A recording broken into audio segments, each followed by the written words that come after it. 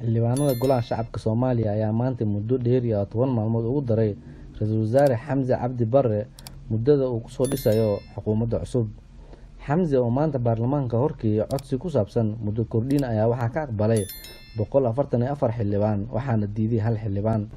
Dhanka kale Ra'iisul Wasaare Xamse Cabdi Barre ayaa ugu mahadceliyay xildhibaanada golaha shacabka muddo siinta dhismaha xukuumadda federaalka Soomaaliya ee uu ka codsaday. qaar ka mid ah xildhibaanada golaha shacabka oo la hadlay warbaahinta ayaa waxay sheegeen inay soo dhaweeyeen codsiga Ra'iisul Wasaaraha cusub waxayna ugu baaqeen inuu ku soo dhiso 10 maalin xukuumad cusub oo shaqadeeda bilowda. Daawo qaar ka mid ah xildhibaanada oo la hadlay warbaahinta.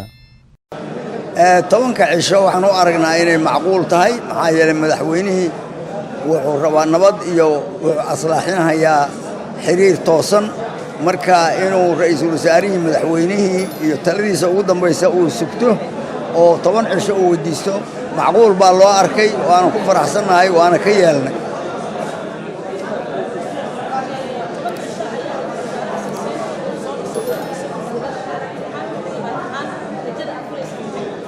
waxaan filaynaa inuu intaa ku soo dhammaystiro macquul baanu aragnaa taladu waa madaxweynaha iyo ra'iisul wasaaraha madaxweynihiina hawl buu ku jiraa oo safar buu ku maqan yahay inuu sugo oo inta uu weydiisto macquul baa loo arkay waana ku mahadsan yihiin xildhibaanadu inay ka yeeleen.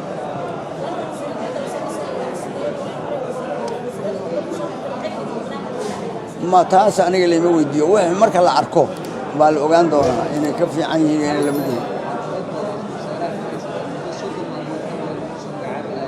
waxa weeye dhulkan meeshuu gaaray waad ogtihiin waxaa la tashanayaan oo ay la wadaagayaan dadka wax la leh.